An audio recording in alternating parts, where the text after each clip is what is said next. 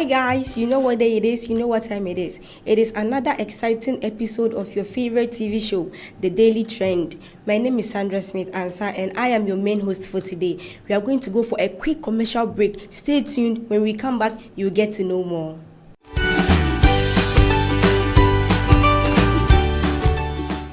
Thank you very much and welcome back.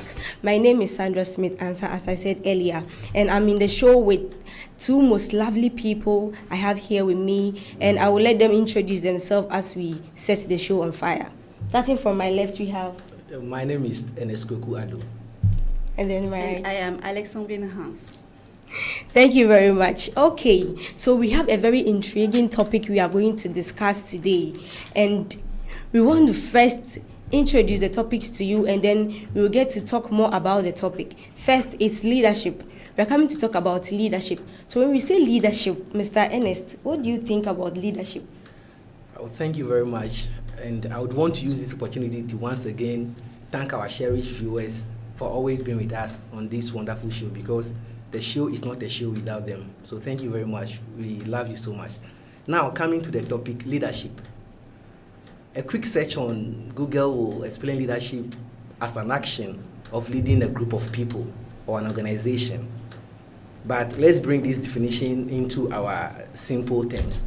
Now, you being in the house and maybe your parents are traveling and you are put in charge of your colleagues, your siblings, to take care of them till the return of your parents. You are in what we call a leadership position. Now, every leadership has what we call leaders, and I know very soon we shall be talking about what leaders as well.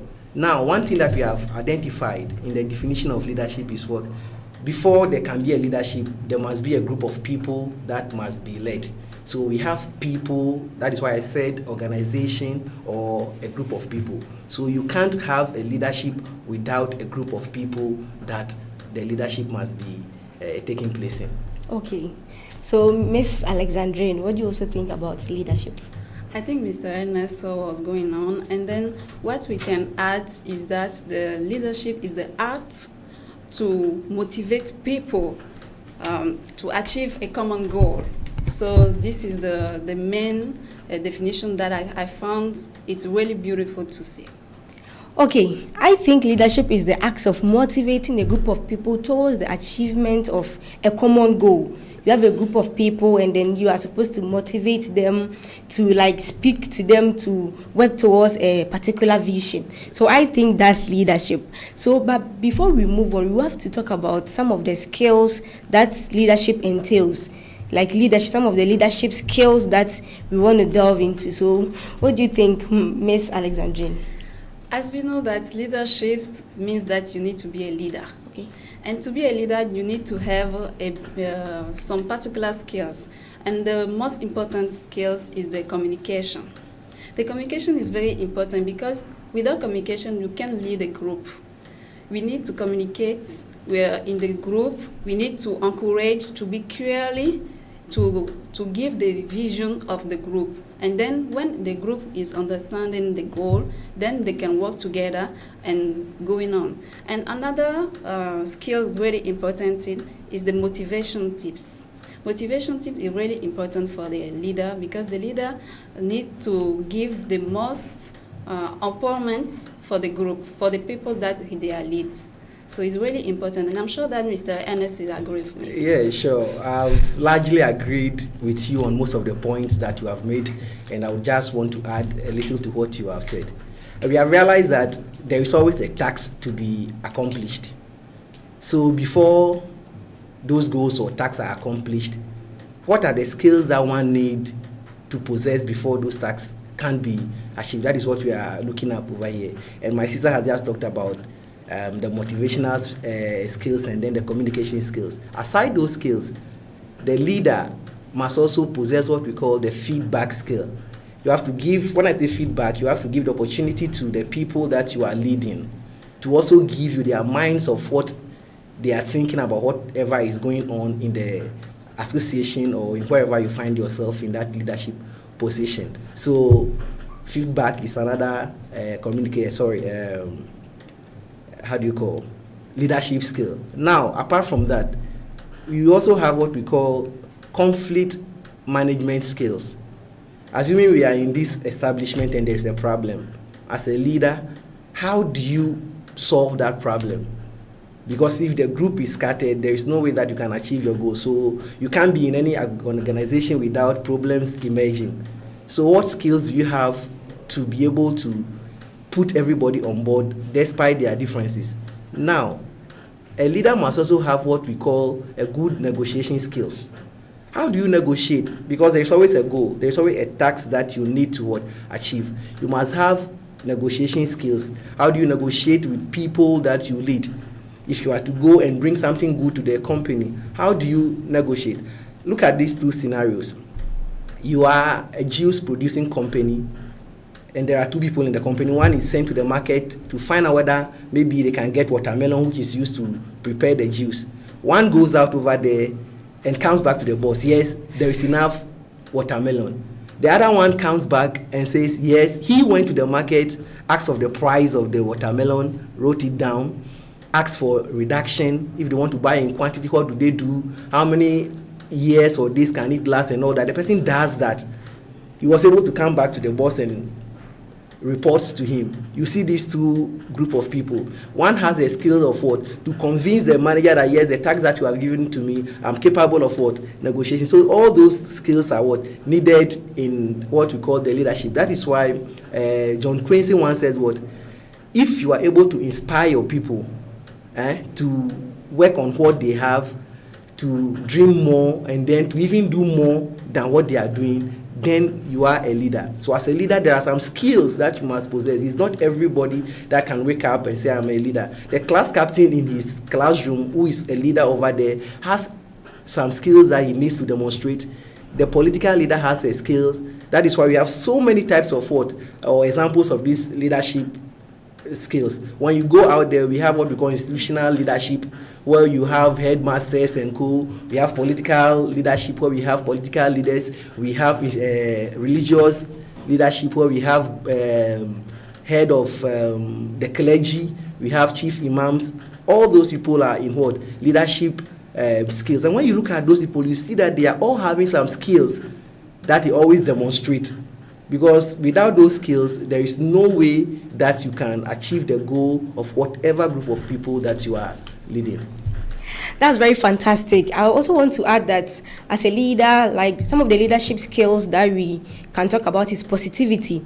As a leader, you have to be very positive. Even in the midst of like negative circumstances, you have to make sure that you are showing your followers that you have confidence, and you have to be creative. You have to make sure that you maneuver your ways through difficult times. You have to make sure that you are always creative. You bring new and exciting things on board. You bring excellent visions and missions for your followers to follow through, and you have to be responsible. Responsibility is also a very particular leadership skill that you have to possess. If you are a leader, you have to make sure that you are very responsible. You stand on your grounds anytime you want to make a decision, and you are very, very peculiar about your followers. Okay, so we want to move on to some types of leadership.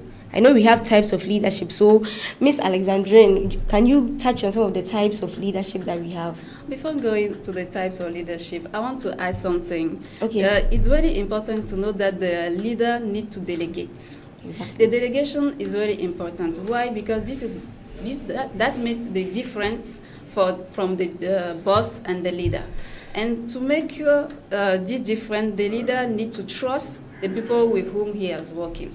So, when you are going to this, then you can come from the top or leadership. Exactly. This is really important to know. And talking about the responsibility, you need to know that the responsibility is not for the good things, but it's also for the failure. You need to talk about the failure to your group. Okay. That's very interesting. That's Exactly. very interesting. Yeah, you are making an interesting point. Now, when we are talking about some of the types of leadership that we have, I've already talked about the examples of leadership, the institutional leadership, the political leadership, the religious leadership. Now, when you come to the types that we have what we call the laissez-faire type of leadership. That is where the subjects are allowed to do whatever they like to do without little or no influence.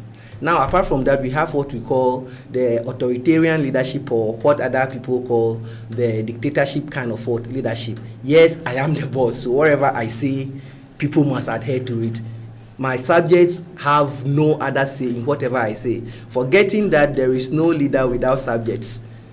So that is another kind of leadership. And when we leave that one, then we go to what we call the third one escaped me a little. I think it's a democratic leadership. The democratic leadership. Or the participative. This leader allows his subjects to also take part in the decision making. He consults them to know their mind on and their takes on some of the issues concerning the group. Okay, so we move to a leader. A leader. We cannot talk about leadership without talking about a leader. So who is a leader? Who do we say is a leader, Mr. Ernest? Oh, to me, a leader is someone who is put in charge of a group, helping the group to achieve the goals of that group. So when we say you are a leader, you are put in charge of a group of people. As we have said, leadership is the action of leading a group of people. So the person who does the action by leading the people is who we call a leader. Yeah. Okay, thank you very much. I also think a leader is someone who influences a group to work towards a common goal. And then a leader, you should be approachable, you should be tolerant, you should be respectful, trustworthy. Your followers should be able to trust you. But there are some people who also tend to abuse their power. They are leaders, but they are always abusing the power that the position that they have has given them. So we have to talk about abuse of power. But before we do that, we are going to go for a short commercial break. Stay tuned, we'll be right back.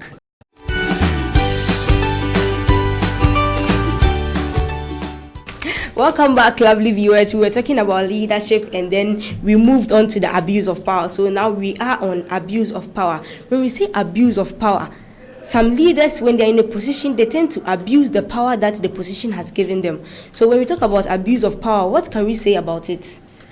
It's really, really difficult to explain it. Because when you are talking about leader, you don't have the things that you would go into abuse of power. But we are all human. So, unfortunately, some leaders are abusing. And the most thing they are doing is to manipulate people. And because they are the leader, they know that they are going to do something, they know that they want to humiliating people, they need to say that, yes, I'm the leader. No, a good leader don't have this. And we talked about the skill on the first part. It's very important to the leader to take his eyes on those skills and then to not move on those abusing of power. Yeah. Okay, I think abuse of power is a situation whereby the leader negatively influences his subjects with the power that he has. He tends to force them to do certain things they don't want to do. He stands on the power that he has to negatively influence them, which is very wrong. So, Mr. Ernest, do you also have anything to talk about on the abuse of power? Thank you very much, Sandra. As you have already stated, the abuse of power simply means a leader trying to use his position to get advantage over his subjects. And most times, some leaders do it in good terms. They wanted to achieve a goal, thereby bringing out some characteristics that turn out to be what we call abuse of power. And we have various forms of this abuse, which I know very soon we'll be touching on. So the abuse of power is just like you are being given an opportunity to lead a group of people, and because you are given that opportunity, you think you are superior than the people, you do things that you are not used to doing. But you know what? Power can change people. Once people get power, then they begin to behave in ways that they don't used to behave. So abuse of power is just like using your power that has been given to you for the good purpose of the group. Instead of you to use it for the good purpose of the group, you are using it to suppress your subjects. Yes. Sometimes the leader are thinking that he is doing for the good, but sometimes it's not the truth. They need to have. This is why it's really important to have the biggest. Let me be the word. To have the biggest parts. To have the eyes on what he's doing. to have a team communication. This is really important. So then the leader can know that, oh, at this moment I'm abusing of my power. At this moment I need to break down and to talk to my team and to know what I'm going wrong. Exactly. And then we have some of the types of abuse. We have emotional abuse of power, we have physical abuse of power, and we also have the sexual abuse of power. So when we talk about the emotional abuse of power, it entails the insult that sometimes the leaders tend to put upon their followers, the insults, the rejection. Sometimes even when you have done something very right that they have to appreciate you, they tend to be so unappreciative. They don't want to appreciate you for what you've done, and they tend to they pick sides, they have favorites, and they tend to give all their attention to their favorites. So having talked about the emotional abuse, what do you also have to say about the physical abuse? The physical abuse is more for women, I think, because women are not in our environment are prepared to be a leader. Unfortunately, we have some women who can't be leader on the society, but they can be a leader on home. So people are thinking that because the women can be the leader in the home, so she can't be a leader on the society. This is very wrong, and they are putting this pressure to the women, and that give us the physical abusement, and this is really unfortunately bad for us. Okay, so Mr. Ernest, I don't get some things right over here. Okay, assuming I'm a leader and I come to work, my subjects are not doing the thing right, and I shout at them, doesn't mean I abuse power. When you were talking, you were making some points of the leader insulting his people, but does the insult bring results? But if I see that is what my subjects like, that is what makes them work hard, why should that be considered as abuse of power? Well, I don't think that anybody will want insult. And then, as we know, there are always two ways of handling things. The fact that you insult your followers and they are right on track doesn't mean that they like you. As a leader, you have to be likable. You have to make sure that your followers, they are interested in you. But the moment you try to insult them, abuse them, shout at them so that they will get to work, they will work, but they will never like you. They will work they will not work wholeheartedly. They work just because they know you are forcing them. But if you come and they are lazing about, you call them together. You tell them that we have a particular goal or a target that we want to achieve. So if we lazy about, we cannot achieve this. We have to come together. That is why you are the leader. You are not a boss. A leader influences the group, puts himself in their position. A boss just sits behind and issue command. But we are not talking about being a boss here, being a leader. So I think insults should be out of the question. There are always two ways of handling things, and you should always go for the rightful way. Well, talking about some of the abuses we are talking about sexual abuse over here. Yeah. And most times the ladies are the victims.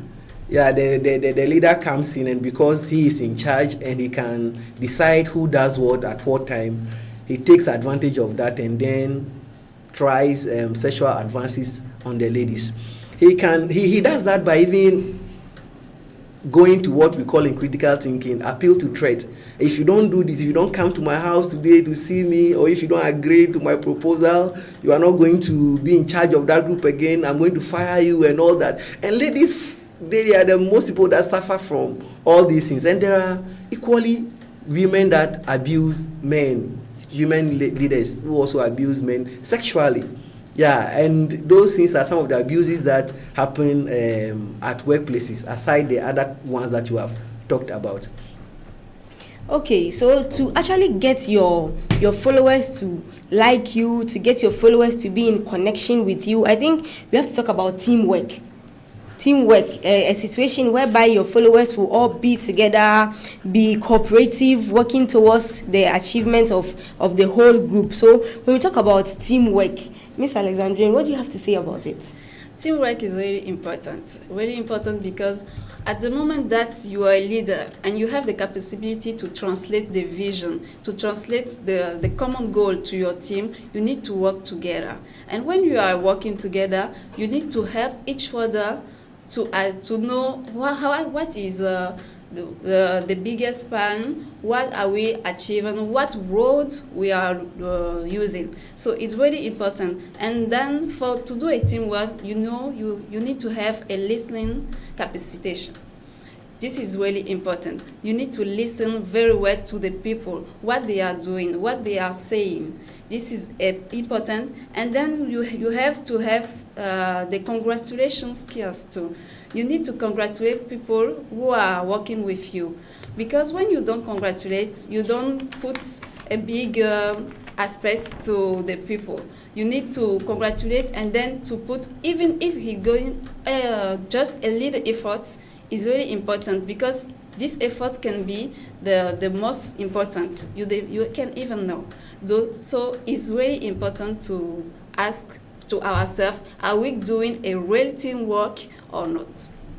Okay, Mr. Ernest, what do you have to say about teamwork? My take on teamwork is a group of people coming together with different talents that they have to work towards the realization of the goals of a company.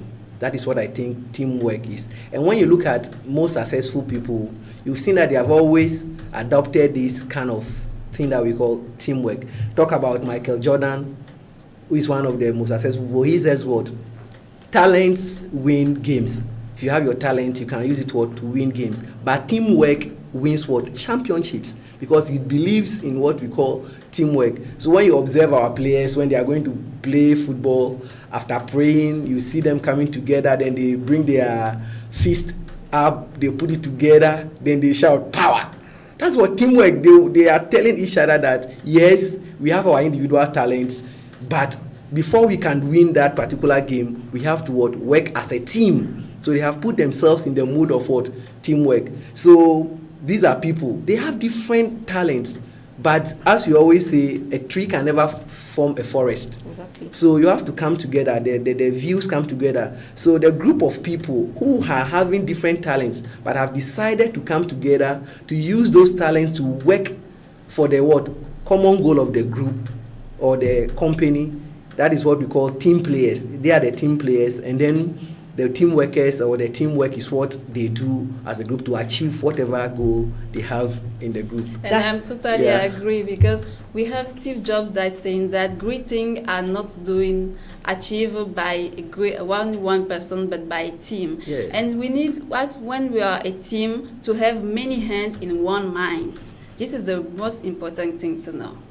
That's powerful, and teamwork is power. As we know, the adage goes, it says, united we stand, divided we fall. So if you are in a team, if you are in a particular business or a company, you have to make sure that you are working hand in hand with your team. You are exhibiting the strength of a teamwork, and I think if you do that, things will go on. But some of the positive attitudes that we see in a group to see that they are working together as a team is forgiveness, the spirit of forgiveness. If you are in the same company with someone, if you're in the same group with someone, and you want to move together as a team, you have to make sure that when the person does something wrong to you, you quickly forgive the person. Sometimes we don't wait for apologies before we forgive. Just forgive the person. Let the person know that this and this is what you did. I didn't like it. Let the person explain, and then later you forgive the person. You have to get the spirit of commitment. You have to be committed with whatever you guys are doing, know each other's strengths, and come together and work with your strengths and at the same time your weaknesses. And I think if you do that, your company will be a very, very big blow that you wouldn't even imagine. Mm-hmm. So what do you think are also some of the positive attitude that a group will show for you to know that they are exhibiting teamwork? You know, Henry Ford says what? Coming together is a beginning. Exactly. Then keeping together is what? Unity. But working together is success. So if you see a group of people who have decided to come together to work, use their various talents to achieve whatever goals they have, you could see something very peculiar in them. That is what they celebrate the success of each other. Yes, when there is success, they celebrate it together. And if there is failure, a team player does not point hand at the friend, you were the cause. They accept the blame as they also enjoy the success as well. Team players, what do? They are critical thinkers. Yes, they are critical thinkers. They bring innovative ways of solving problems. So always they are on point. One attitude that they possess is also they are always time conscious. Time conscious, if their goals are set and they are to achieve the goal by or in 2 days' time, they make sure the target is met. If you behave like that, then you are really a good team member. But you can't be in a group when your views are not brought, you don't make any impact on whatever is being discussed. You can't classify yourself as what? A team member of that team. So those are some of the characteristics that teamwork possesses. Yeah. Yes, it's very important to manage time, because when you are working in a team, everybody has his personality.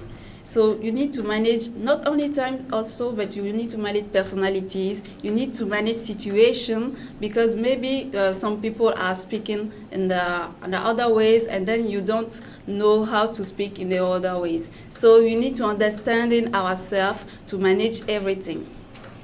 Okay, I also think that you have to make sure that you support each other. You are there for each other. You stand at each other's back.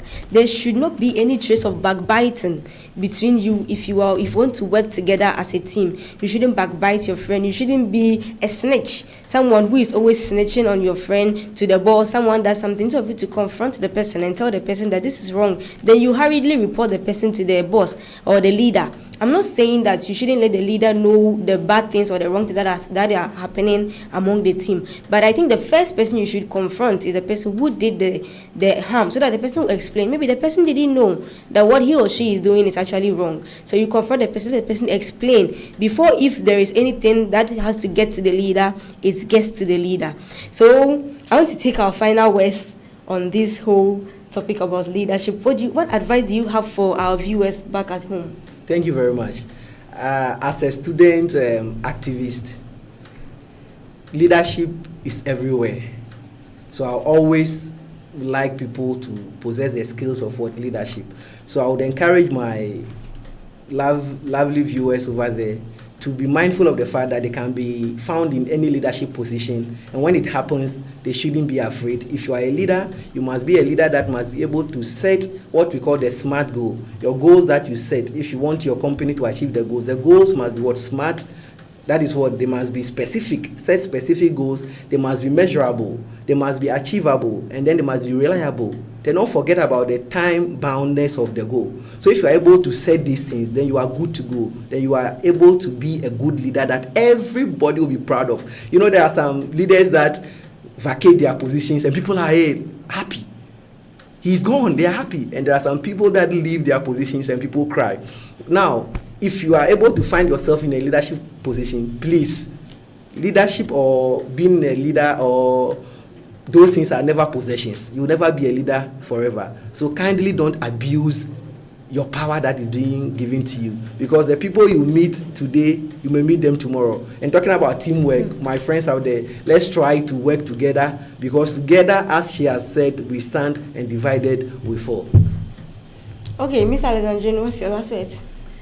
I just want to people know that leadership is unlocking people potential to become better, and that's the Bill Barrett sentence that I want to share with you, and it's really important to know. If you're in the position of a leader, as Mr. Ernest said, you shouldn't abuse it. You have to make sure that you possess all these skills and characteristics of a good leader. And then if you are also in the position of a leader, you have to make sure that your viewers trust you, or your followers or your listeners, they trust you for who you are. And then don't abuse your power. If you're in a company or a business where the leader is abusing you, you have to make sure that you speak to somebody or you run for your life. If you're a leader, don't abuse your followers, because that will render your company or your organization bankrupt, because you wouldn't get the right people that you need, because they will all not come to you for the fear of being abused. And then teamwork is very, very necessary. You have to make sure that you work together as a team, you share a common vision, so that everything will go on successfully for you. Thank you very much. Unfortunately, we don't have enough time to continue the discussion, but it's really you can catch the repeat on Saturday 8:50 a.m. and 4:15 p.m. on New York TV Info 2. Thank you for watching us. Bye.